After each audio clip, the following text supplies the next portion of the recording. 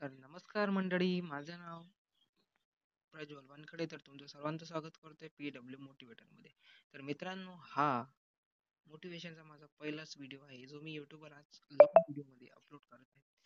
तुम्हाला तर माहीतच आहे की माझे सबस्क्रायबर हे 1100 पर्यंत पोहोचलेले आहे. तुमच्या सर्वांच्या मदतीमुळे आज मी हे मोठं पण अशक्य नसलेलं स्वप्न गाठत आहे. तर मित्रांनो, आजचा व्हिडिओ इथून सुरुवात होतो. जर व्हिडिओ आवडल्यास व्हिडिओला लाईक करा, सबस्क्राईब करा चॅनलला आणि नक्की नक्की खूप लोकांपर्यंत शेअर करा जर तुम्हाला हा व्हिडिओ महत्त्वाचा वाटत असेल तर. तर व्हिडिओची सुरुवात इथून होते. एका हो एक होय, तुला सांगतोय मी, तुझ्यात दम आहे. म्हणजे आजच्या व्हिडिओचा टॉपिक हा आहे की आपण स्वतःशी प्रामाणिक कसं राहावं. आजच्या या टॉपिकवर मी तुम्हाला इथे मोटिवेशन देण्याचा एक सुंदर आता असा प्रयत्न करणार आहे. एक तर ऐका. होय, तुम्हाला सांगतोय मी, तुमच्यात दम आहे, तुमच्यात क्षमता आहे, पण एकच प्रॉब्लेम, तू स्वतःलाच कमी समजतो. म्हणजे तुम्ही स्वतःलाच कमी समजता. लोक काय म्हणतील, मी हा कार्य करू शकते का, मी हे लोकांचं काम बोलणं असते आणि तुमचं काम करणं आहे, करून दाखवणं आहे.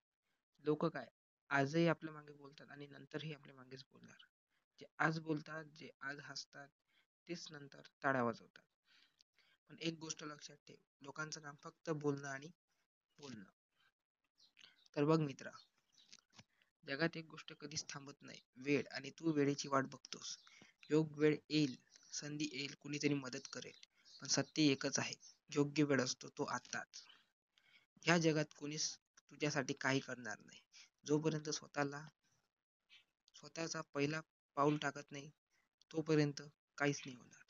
बघ, या जगात तू एकटा आलायस. सर्व काही तू एकट्यानंच केलेलं आहे. चालायला सुद्धा तुला आई वडिलांनी लावलेलं आहे आणि चालतोय तू तुझ्या दोन पायांवर.